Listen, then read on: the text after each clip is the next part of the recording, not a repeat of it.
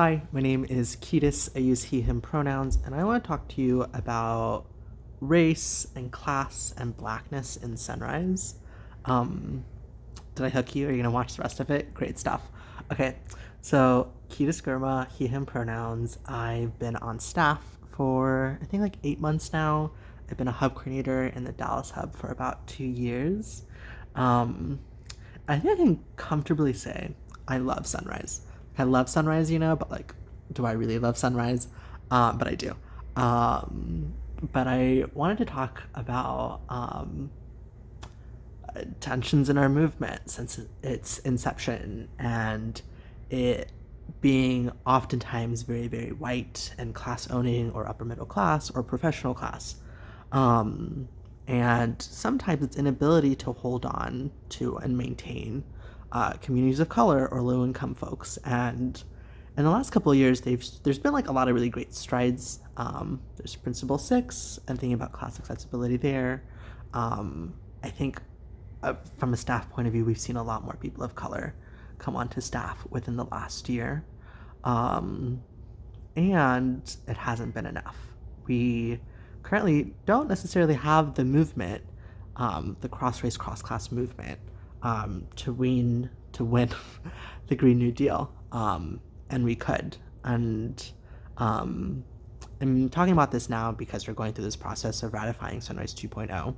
And what I mean by that is the future DNA that Sunrise uses to guide its actions. And by DNA, I mean its culture, its campaigns it could possibly run, how we make decisions, all that sort of stuff. And a part of that is inscribing that we're aiming to be a cross-race, cross-class movement. In particular, it stipulates that, we'll try to make sure that low-income voices and or voices of color are, clearly represented, that it's, a clear priority. And I know it feels like a little bit of lip service, and in some ways it still is, if I'm being fully frank with you.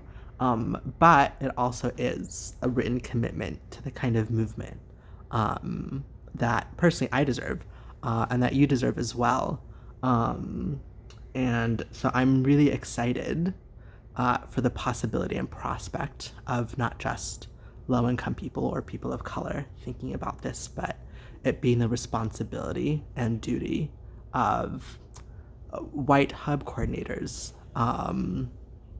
and upper class folks on staff to be thinking about, I have a personal and selfish stake in a multiracial movement and a cross-class movement because that's how I know I can win.